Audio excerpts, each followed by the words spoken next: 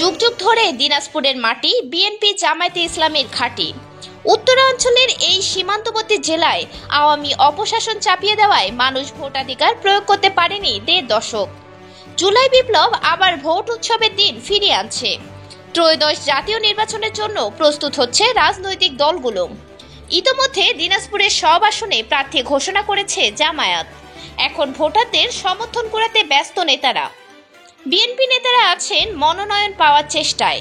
দু একটি আসনে অবস্থান জানান দিতে চাইছে ইসলামী আন্দোলন। তবে এখনো সংগঠিত হতে পারেনি তরুণদের দল জাতীয় নাগরিক পার্টি। দিনাজপুরে ১৩টি উপজেলা নিয়ে ৬টি সংসদীয় আসন গঠিত। সব এলাকায় ভোটের সমীকরণ এক নয়। কোথাও হিন্দু ধর্ম অবলম্বী লোকের সংখ্যা বেশি, কোথাও ইসলামপন্থী এবং কোথাও জাতীয়তাবাদী। তাদের মধ্যে দলীয় আদর্শগত মত পার্থক্য থাকলেও পরিবর্তিত বাংলাদেশে ব্যালটে সিল মারা নিয়ে নতুন করে ভাবছে কম বেশি সবাই। এবার ভোটের মাঠে তরুণদের সমর্থনের প্রভাব বেশি থাকতে পারে বলে মনে করছেন নির্বাচন নিয়ে সচেতন মহল। বালুখেকো, চাঁদাবাজ, দুর্নীতিগ্রস্ত, টেন্ডারবাজ ও মাদক কারবারিদের বিষয়ে মানুষ বেশ সচেতন হয়েছে বলে সাধারণ ভোটাররা বলছেন।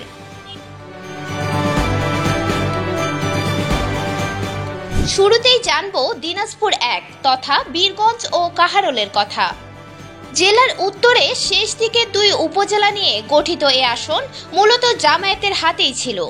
২০০১ সাল থেকে জোটগতভাবে নির্বাচন করায় এটি বরাবরই ছেড়ে দিয়ে আসছিল বিএনপি। এছাড়া পৌরসভা, উপজেলা পরিষদ ও ইউনিয়ন পরিষদে ভোটে পার হওয়া জনপ্রতিনিধিদের অধিকাংশই ছিল জামায়াতের। এবারও আসনটি মুষ্টিবদ্ধ রাখতে চায় দলটি, তাই আগেভাগে প্রার্থী ঘোষণা করা হয়েছে তরুণ নেতাকে। তিনি হলেন ইসলামী ছাত্র শিবিরের সাবেক কেন্দ্রীয় স্কুল কার্যক্রম বিষয়ক সম্পাদক ও দিনাজপুর শহর শাখার সাবেক সভাপতি এবং বর্তমানে ঢাকা মহানগর উত্তরের মজলিসে শুরা সদস্য মতিউর রহমান। অন্যদিকে বিএনপির মনোনয়ন প্রত্যাশী ৩ জন। তাদের মধ্যে বীরগঞ্জ উপজেলা বিএনপির সভাপতি, জেলা বিএনপির সহসভাপতি ও কৃষক দল কেন্দ্রীয় কমিটির সদস্য শিল্পপতি মঞ্জুরুল ইসলাম মঞ্জু। আগে কয়েকবার মনোনয়ন চেয়েছিলেন তিনি। এছাড়া বীরগঞ্জ উপজেলা বিএনপির সাধারণ সম্পাদক, উপজেলা ছাত্রদল ও যুবদলের সাবেক সাধারণ সম্পাদক জাকির হোসেন ধলু এবং কাহারোল উপজেলা বিএনপির সাবেক সাধারণ সম্পাদক ও উপজেলা পরিষদের সাবেক চেয়ারম্যান মামুনুর রশিদ চৌধুরী মামুনও মাঠে তৎপরতার পাশাপাশি দলের কেন্দ্রীয় নেতাদের সুদৃষ্টি কামনা করছেন।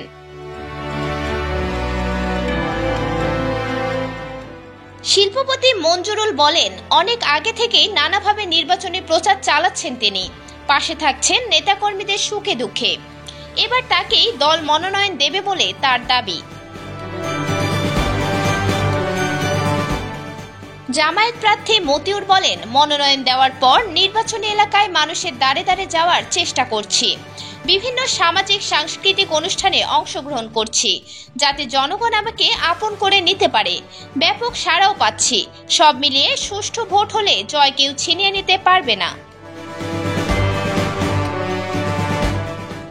এছাড়া এই আসনে ইসলামী আন্দোলন জেলা শাখার আইন বিষয়ক সম্পাদক অ্যাডভোকেট চান মিয়া এবং বাংলাদেশ খেলাফত মজলিস জেলা শাখার সিনিয়র সহসভাপতি ও কাহারোল দারুস সালাম দাওয়ারে হাদিস মাদ্রাসার প্রিন্সিপাল মাওলানা মোশাররফ হোসেন মাঠে সক্রিয় রয়েছেন।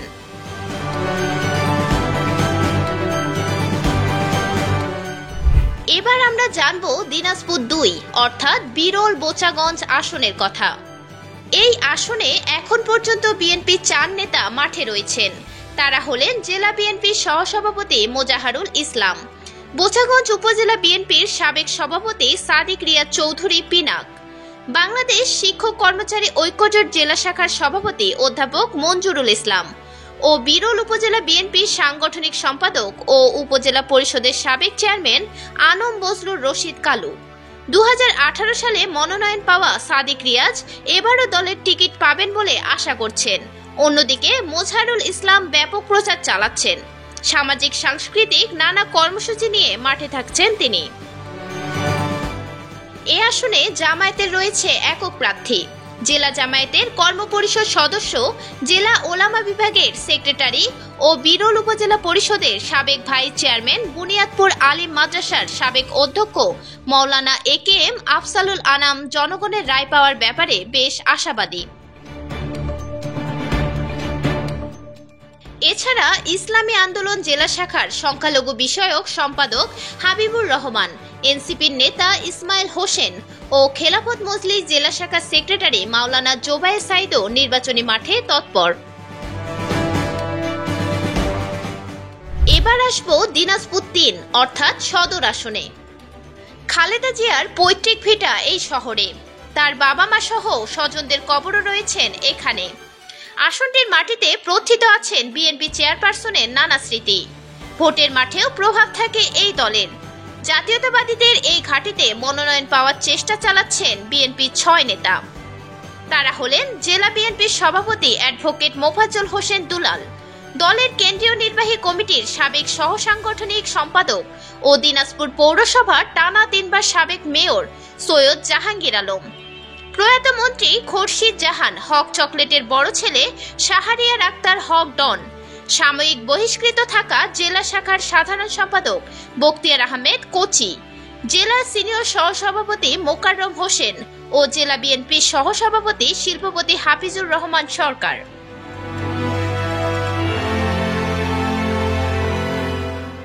অ্যাডভোকেট মোফাজ্জল বলেন, দলের সব কর্মসূচি গুরুত্ব দিয়ে পালন করছি। তৃণমূলের নেতাকর্মীদের সঙ্গে আত্মার সম্পর্ক স্থাপন করেছি।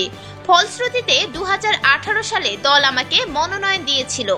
এবারও টিকিট পাবো বলে দৃঢ় বিশ্বাস রয়েছে। এই আসনেও জামায়াতের একক প্রার্থী রয়েছে।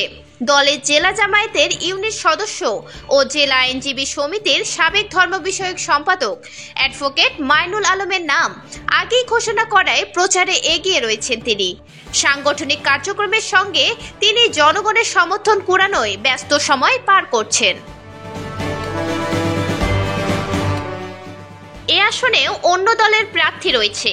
এর মধ্যে ইসলামী আন্দোলনের জেলা সেক্রেটারি মুফতি মোহাম্মদ খায়রুজ্জামান, খেলাফত মজলিস জেলা শাখার সভাপতি ও কেন্দ্রীয় নির্বাহী সদস্য প্রিন্সিপাল হাফেজ মাওলানা রেজাউল করিম উল্লেখযোগ্য।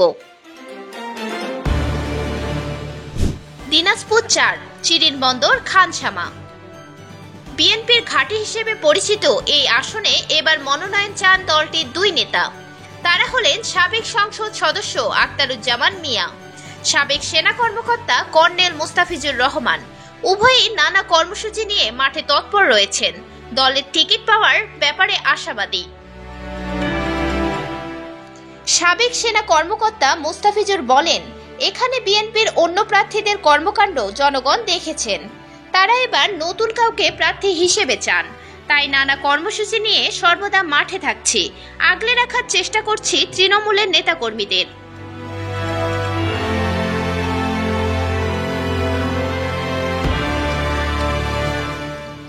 এতদিন বিএনপির আধিপত্য থাকলেও আসনটির ইতিহাস বদলে দিতে চান জামায়াত।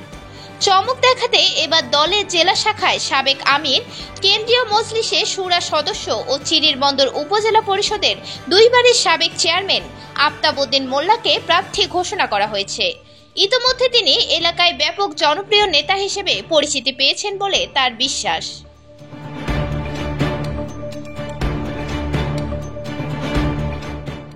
এছাড়া এনসিপির মনোনয়ন প্রত্যাশী দলের কেন্দ্রীয় নির্বাহী কমিটির সদস্য ইমামুর রশিদ, মাঠে তৎপর ইসলামী আন্দোলন জেলা শাখার সিনিয়র সহসভাপতি মাওলানা আনোয়ার হোসেন নদভী।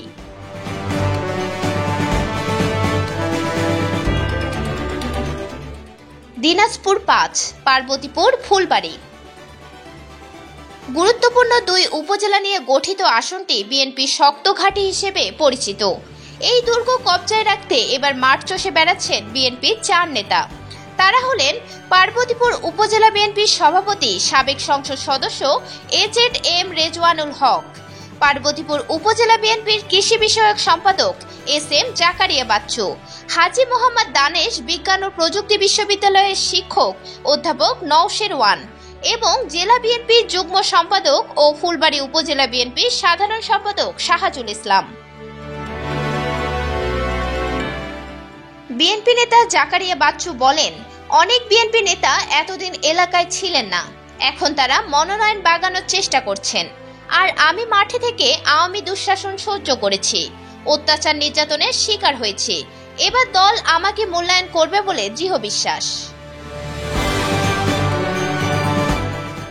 এ আসনে জামায়াতের একক প্রার্থী জেলা কর্ম পরিষদ সদস্য ও পার্বতীপুর উপজেলা পরিষদের সাবেক ভাইস চেয়ারম্যান আনোয়ার হোসেন। এছাড়া ইসলামী আন্দোলনের মনোনয়ন পেয়েছেন জেলা কমিটির সদস্য আবু সাইম মিন্টু। এনসিপির টিকিট পাচ্ছেন কেন্দ্রীয় কমিটির যুগ্ম মুখ্য সমন্বয়ক ডাক্তার আব্দুল আহাদ। খেলাফত মজলিসের জেলা শাখার সহসভাপতি লিয়াকত আলী। দিনাজপুর ৬, বিরামপুর, হাকিমপুর, ঘোড়াঘাট ও নবাবগঞ্জ ৪ উপজেলা নিয়ে গঠিত জেলার বৃহত্তম এ আসনে মূলত রাজত্ব কায়েম করেছে জামায়াত। দলটির নেতারা ২ বার এখানে জয় পেয়েছিলেন। এবার ভোটের সমীকরণ পাল্টে দিতে চান বিএনপির স্থায়ী কমিটির সদস্য চিকিৎসক নেতা ডাক্তার AZM জাহেদ হাসান। তিনি দলের স্থায়ী কমিটির সদস্যের পাশাপাশি বিএনপি চেয়ারপারসন খালেদা জিয়ার ব্যক্তিগত চিকিৎসক ও আস্থাভাজন। এখানে হেভিওয়েট নেতা থাকায় দলের অন্য কেউ এবার মনোনয়ন পাওয়ার আশা করছেন না।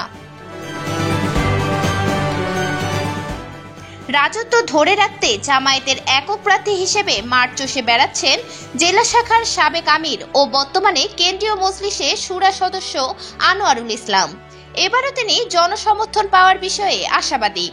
এ আসনে প্রার্থী দিয়েছেন অন্য ইসলামী দলও। তাদের মধ্যে ইসলামী আন্দোলনের দিনাজপুর দক্ষিণ জেলা সভাপতি ডাক্তার নূর আলম সিদ্দিক, বাংলাদেশ খেলাফত মজলিস জেলা শাখার সহসভাপতি মুফতি নুরুল করিম ও এবি পার্টির যুগ্ম সাধারণ সম্পাদক ব্যারিস্টার সানি আব্দুল হক উল্লেখযোগ্য। মিরাতুন জান্নাত, বিজনেস বাংলাদেশ, নিউজ ডেস্ক।